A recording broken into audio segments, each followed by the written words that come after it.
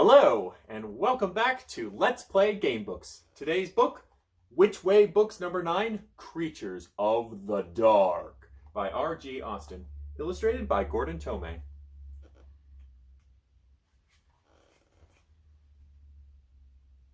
You are sailing solo across the Pacific Ocean. The water has been calm. The days have been sunny, and the nights have been filled with stars. You go below to the cabin to get a drink of water. And when you return to the deck, a huge, boiling black cloud is hovering over your boat. Suddenly, there is a violent upheaval of the water, as if an earthquake has occurred at the bottom of the sea. The sun is swept from the sky, and you are lifted by a huge wave and propelled into an unknown darkness.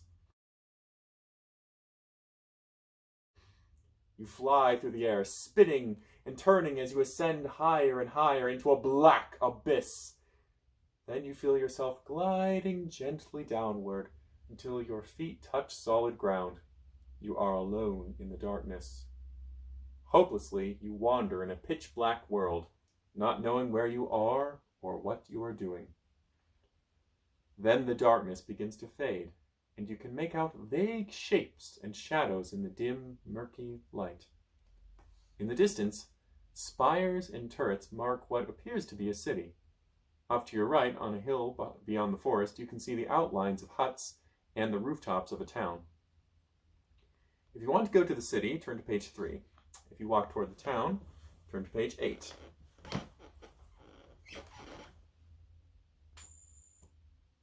Let's go to the city. The journey to the city is difficult. The road is steep and filled with ruts. As you stumble forward, you hear voices and laughter coming from a cluster of trees. You walk closer to investigate. You can make out the shape of 3 heads.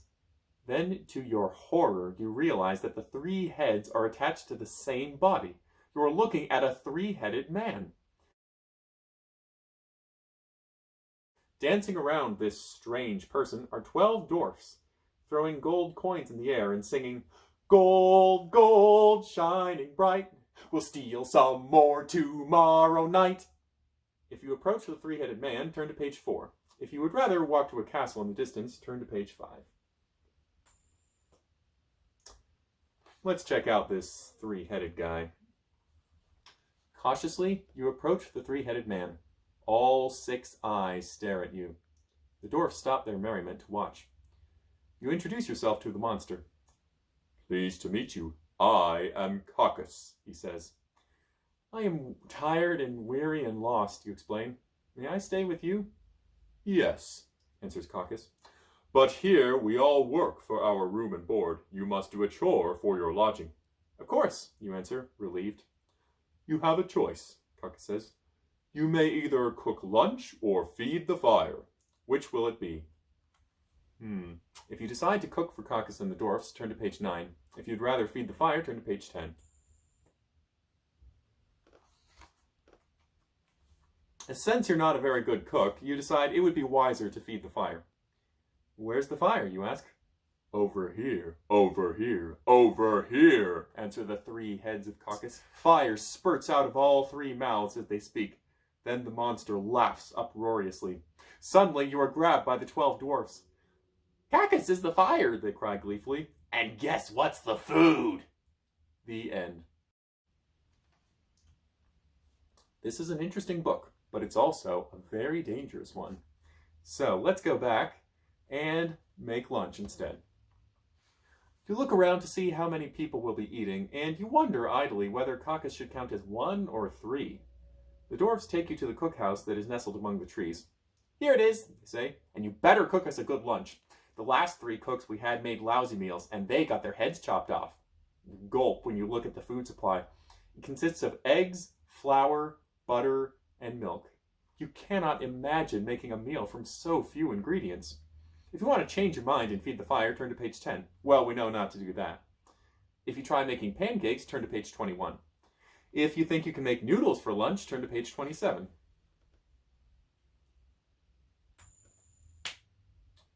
Pancakes. You set about mixing the dough. Then, when the griddle is hot enough, you turn out 300 pancakes. When you have finished, you call Cacus and the dwarfs together for their dinner. As soon as they see what you've cooked, they begin to mumble. Pancakes again, says one dwarf. Yucky, says another. Then Cacus roars, I hate pancakes! You're afraid that you're going to get your head chopped off, and you think frantically about what you can do. If you try to convince the group that you will cook them another meal, turn to page 26. If you confess that you're not really a cook, but you do know how to sift flour into gold, turn to page 36. Okay, let's see if they'll have something else as a meal. Desperately, you try to figure out what else you can cook. Then you think of an omelet. You send the dwarves into the woods to pick milkweed leaves and wild onions for the stuffing, and you set about cracking 150 eggs into a huge bowl. When the dwarves return, you pour the eggs into a giant skillet and sprinkle the greens on top. When the gigantic omelet is finished cooking, you cut it into pieces and serve it to Cacus and the assembled dwarfs. You are relieved to see that this time they love your meal. Nap time, calls one of the dwarfs, and soon everyone is fast asleep. You are the only one awake. This is my chance to escape, you think, as you tiptoe past the dwarfs and Cacus. But there's one thing you don't know. The middle head of Cacus never sleeps. As you try to slip past him, the monster grabs you. I'm not so foolish as you think, Cacus says, wrapping you in chains. That is the first decent meal I've had in years. You will stay here forever and be my cook. The end. Well, we know that they do like omelets and that they don't like pancakes, but I wonder, how would this group have responded to making noodles for lunch? You tell the dwarves that you're going to make noodles, but that they will have to help. Of course, they say, we love noodles. Quickly, you count people. Just as you reach the conclusion that there will be at least 15 for lunch, 11 more dwarves appear from the forest. All of them carry sacks of gold. They scatter the shining coins in the air as they present their treasures to Cacus. As you are mixing the flour and eggs in a huge vat, you tell the dwarves to scrub the marble floor clean. Then, with all your strength, you lift the huge glob of dough and place it on the floor. 6 of the dwarves take a smooth tree trunk and drop it on top of the sticky mixture. Then, using all their might, they begin to roll out the dough on the floor. Next, you tell 6 dwarfs to put on ice skates, and you instruct the others to make certain the huge pot of water is boiling over the fire. The 6 dwarfs skate back and forth over the dough, slicing it into long, thin pieces. 3 others pick up the strips and drop them into the pot. When the noodles are cooked and drained, you add the butter and serve lunch. Delicious, says Cacus. Wonderful, cry the dwarfs. You are relieved to see that they all love your meal. Exhausted, you fall asleep until the next morning. When you're ready to leave, Cacus gives you a small jar filled with dark liquid. It is liquid fire, he says. Take it. Use it when you are in danger. Now you may go. You say goodbye to Cacus and the dwarfs. When you emerge from the trees, you can see a city in one direction and a lake in another.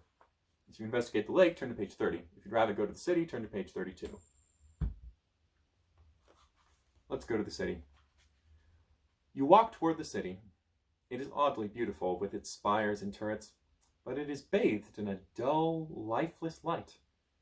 There is a wall around the city with an entrance gate on one side.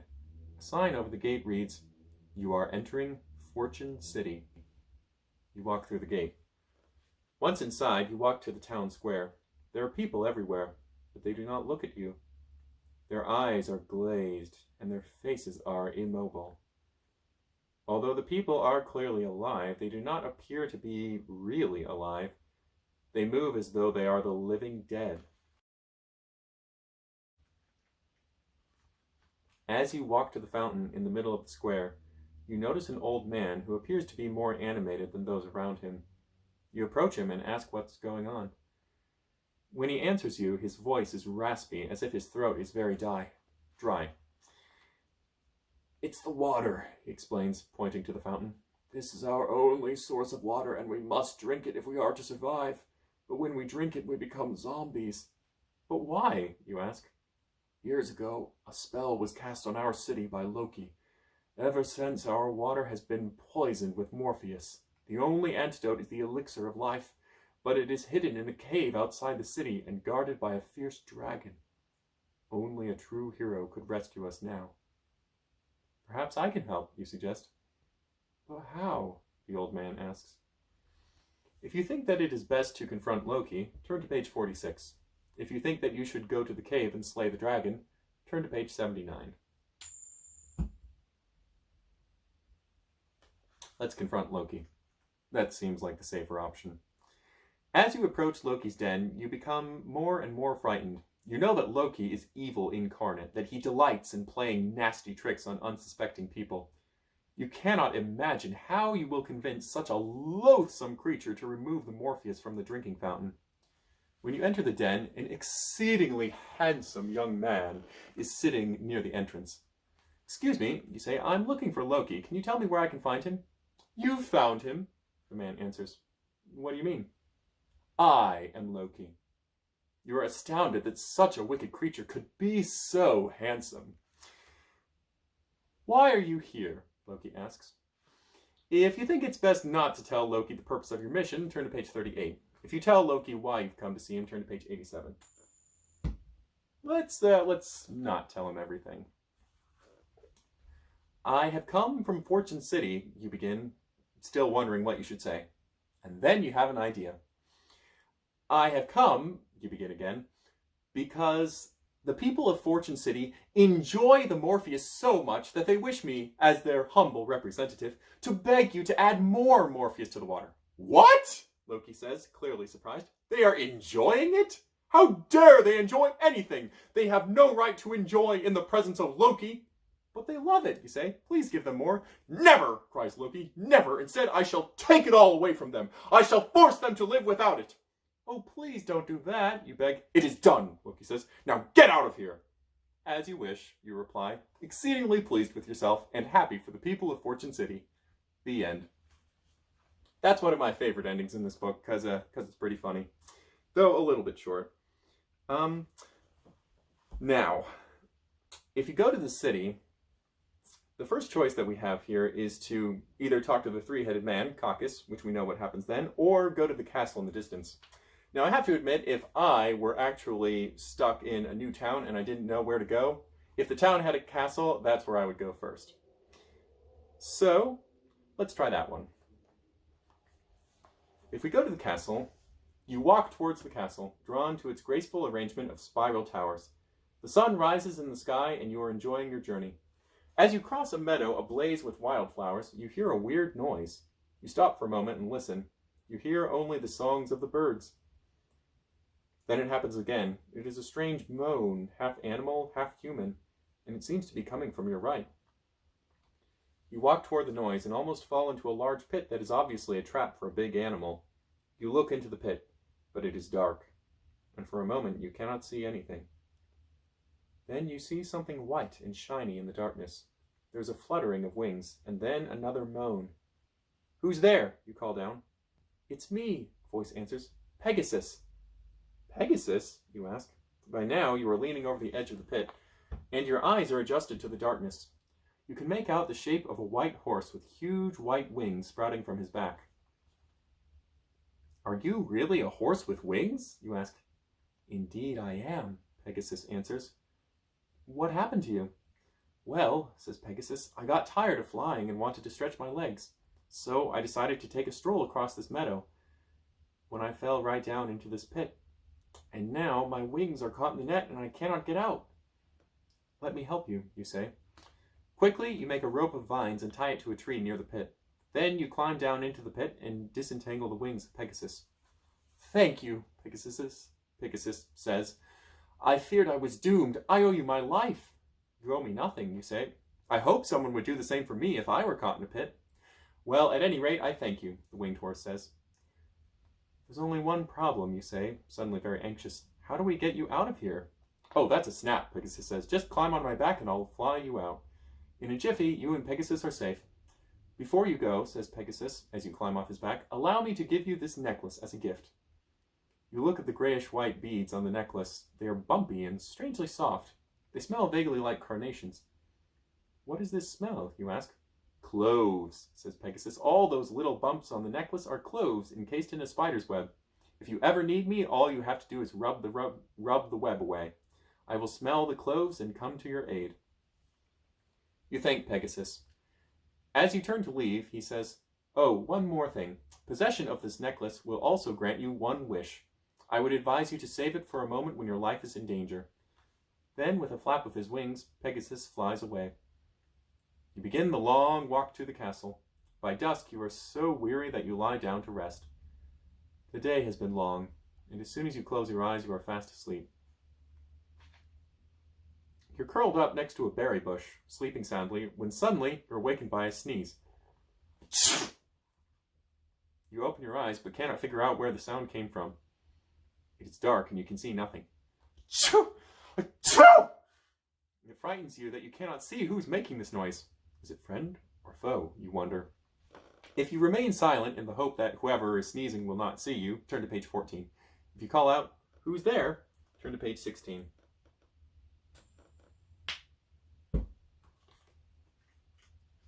"Who's there?" you ask. "That's my question," says the strange little voice. "So here goes. Who's there?" "Me," you answer. "Who are you?" "Enough games, please. I'm not in the mood, so I'll just tell you. I'm Merlin, of course." "What's a Merlin?" you ask. "Not what's, whose."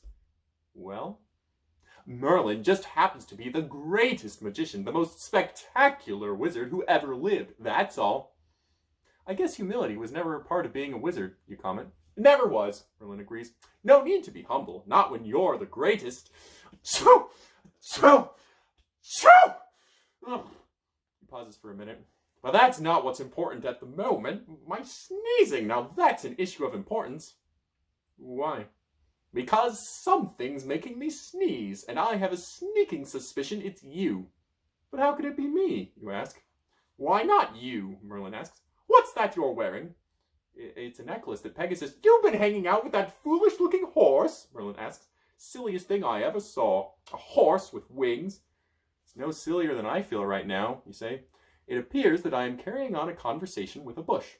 "Me? A bush?" Merlin exclaims, appalled. "I'm not a bush. I'm a prisoner in a bush. There's a big difference." "How'd you get in there?" you ask. "The Lady of the Lake put me there. That's how, and if I ever get out, I sure mean to make her pay." "How long have you been there?" you ask. "Let's see now, going on 400 years now, I guess, give or take a month or two." "Can I help you?" you ask, feeling sorry for the man, even though he is a grouch.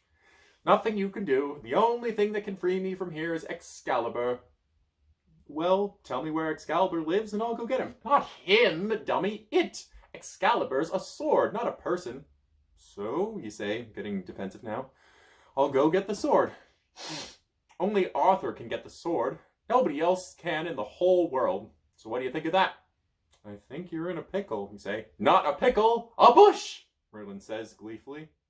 In spite of the fact that this Merlin has a big mouth and a grouchy temper, you still feel sorry for him and wonder if you should use the wish that Pegasus gave you to set Merlin free. If you save your wish for a life and death situation, turn to page 22. If you use your wish to set Merlin free, turn to page 24. Let's save that wish, I'm sure it'll be fine. You decide that if Merlin has lived in the bush for 400 years, a few more won't hurt. Sooner or later, someone will set him free. "Well, I'm sorry I can't help you," you say to Merlin, "but the sun's coming up and I have to be on my way." "Say," says Merlin thoughtfully, "did that crazy flying horse by any chance give you one of his wishes?" Wishes?" You lie. "Of course not." "Your nose is growing," Merlin says. "Don't be ridiculous," you answer. But just to check, you look down. A gigantic nose is growing from your face. "I'm sorry," you say. "I lied." "I know," Merlin says. "Please, I'll use my wish if you'll make my nose normal again." "Oops," says Merlin. "I forgot the formula." The end.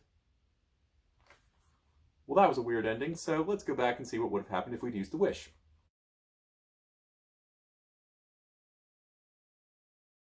"Hold on to your hat, Merlin," you say.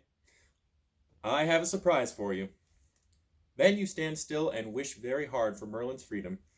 Suddenly, a funny little man with a pointed black hat is standing beside you. "Not so bad," Merlin says, by way of thanking you. "What can I do for you in return?" "Could you take me to the castle?" you ask. "Oh, that's a snap," Merlin says. "You should have asked me for something hard.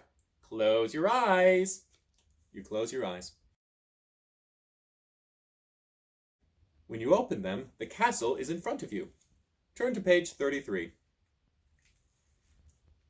As you stand before the castle, you are amazed at how massive the drawbridge is.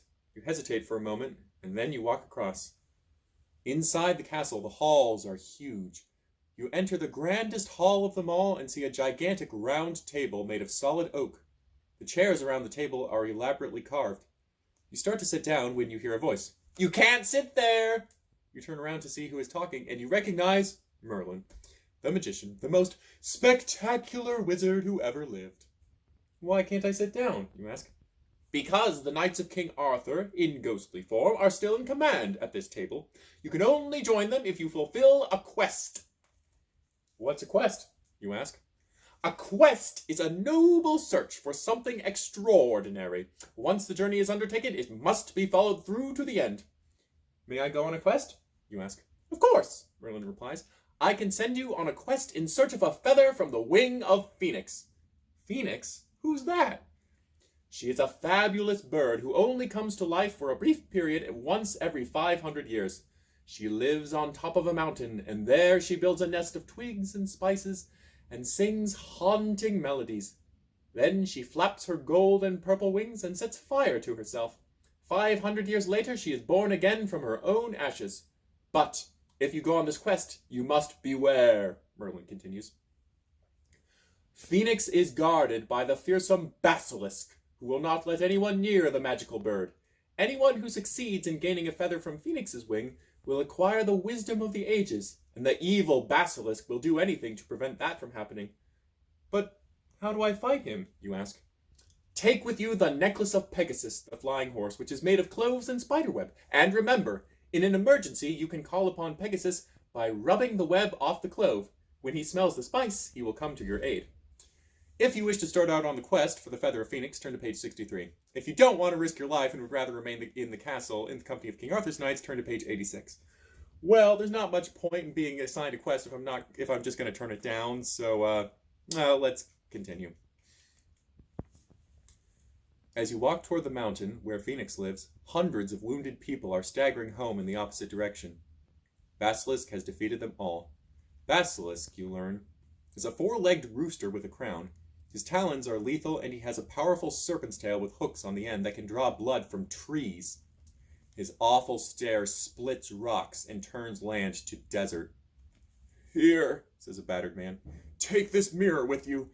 The sight of its own image will strike Basilisk dead." If this horrible creature frightens you and you'd rather embark upon another adventure, visit the town on page 8. If you want to continue the quest, turn to page 82. Yeah, I'm not so scared. Let's keep going. You approach a high mountain and begin to climb. As you stumble over rocks, the land becomes more and more parched. There is no sign of life anywhere. Only Basilisk reigns here, you think. Suddenly you hear strange and mournful music. Wondrous scents waft in the dry and windless air. You've been told that Phoenix builds her nest out of spices and that she sings a melodious dirge. You climb higher, and soon you see flashes of brilliant gold and purple streaks. They are coming from the fabulous wings of the rare and magical bird. She is resting in her nest at the top of the mountain. If you continue climbing where you are, turn to page 39. If you think that you should circle around and climb up the backside of the mountain, turn to page 42. Let's circle around. There's probably some sort of trick, otherwise they wouldn't have given me that option. You circle around to the back. The incline is steeper, the journey exhausting. You do not know if you can go on, but above you, in rare flashes of purple and gold, the feathers of Phoenix lure you on. At one particularly steep spot, you reach for a gnarled old bush, which suddenly bursts into flame. Soon other bushes around you are burning. If you think you made a mistake and want to go back to the front of the mountain, turn to page 39. If you take shelter behind a big boulder and try to determine what has caused the fires, turn to page 52. Let's go back to the front of the mountain. Yeah, this doesn't seem safe.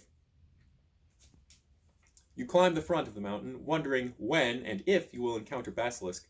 As you draw closer and closer to the nest of the magical bird, you begin to think that Basilisk must be napping.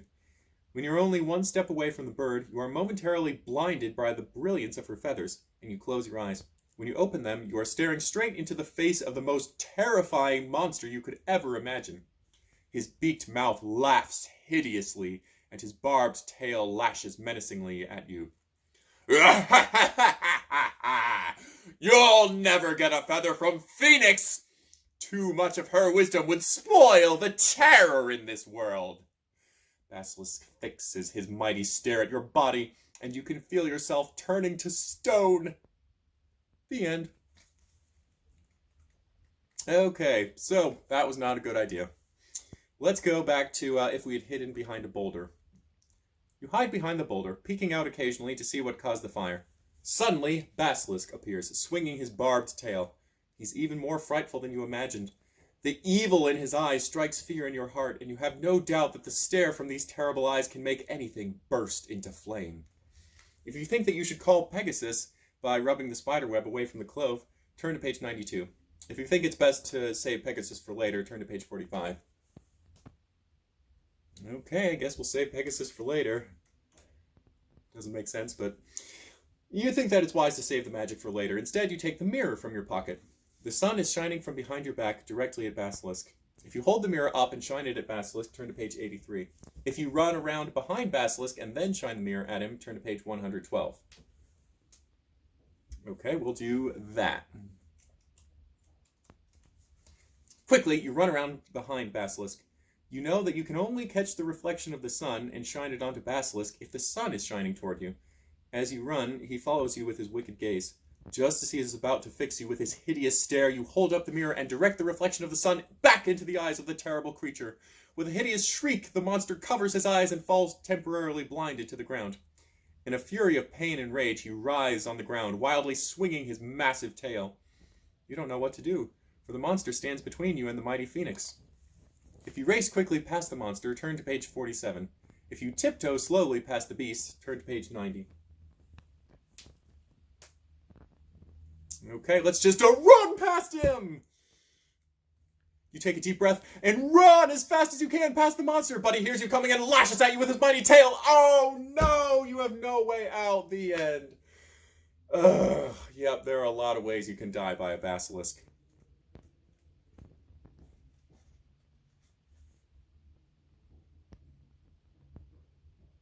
What would have happened if we had summoned Pegasus? I wonder. Let's find out. You rub the necklace, and soon the scent of cloves fills the air. In only a few moments, you see the pure and shining whiteness of Pegasus flying toward you. "I'm here, Pegasus!" you call to the winged horse. Pegasus looks down and sees you. He also sees Basilisk and the fires he has created up and down the mountainside. Pegasus has the power to create springs where there were none before, and fountains in the midst of the desert. Before your eyes, fountains burst forth everywhere. Spouts of crystal-clear water trickle from barren rocks, and springs cascade down the mountain. The fires disappear. Basilisk is enraged when he sees the magic that Pegasus has created, and he fixes his wicked and powerful stare directly at you. Turn to page 103. In a flash, Pegasus flies between you and Basilisk, shielding you from the monster's awful stare. "No, Pegasus!" you shout. "You'll be harmed!" If you scamper out of the way so that the stare of Basilisk will follow you and Pegasus will not be harmed, turn to page 84. If you trust in the magic of Pegasus to protect both you and himself, turn to page 105. I'm sure he'll be okay. You stay hidden behind the boulder. You can see Basilisk trying with all his might to defeat Pegasus with his deadly stare, but the winged horse holds his ground, never flinching. You see Pegasus shiver as if he is gathering all his powers to break the lethal gaze. Suddenly there is an explosion! The magic of the horse has triumphed over the evil of the monster. With a horrible cry of terror and defeat, Basilisk scampers down the mountain. "Now," says Pegasus, "you can make the final journey to collect the feather from Phoenix." You look up and see the magnificent bird sitting on her nest of twigs and spices. Then, with a flurry of color, as if a rainbow is waving above you, Phoenix begins to flap her wings. "Make haste!" Pegasus cries. "In moments Phoenix will be gone, and she will not appear again for 500 years!"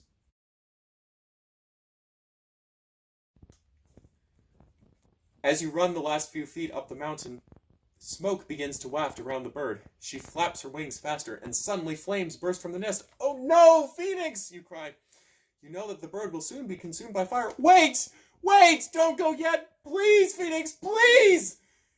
Just as you get to the nest, the fabulous feathered creature bursts into flames. Its golden and purple feathers match the fire in its brilliance, and you weep quietly at the passing of such extraordinary and unearthly beauty. You also know that you came within seconds of fulfilling your quest. Your eyes fill with tears as you consider how close you came. As you stand there, a golden feather drifts on the breeze, turning in gentle circles before it lands at your feet. Take the feather, Pegasus says gently, as he approaches to enclose you in the comfort of his great white wings. Although you did not pluck it from the wing of Phoenix, she must have sent it to you. Carry it with you for the rest of your life. It shall bring you great wisdom and happiness. The end. There are many other adventures to be had in this book, and there are other ways to succeed or fail at those quests. But for now, it's the end.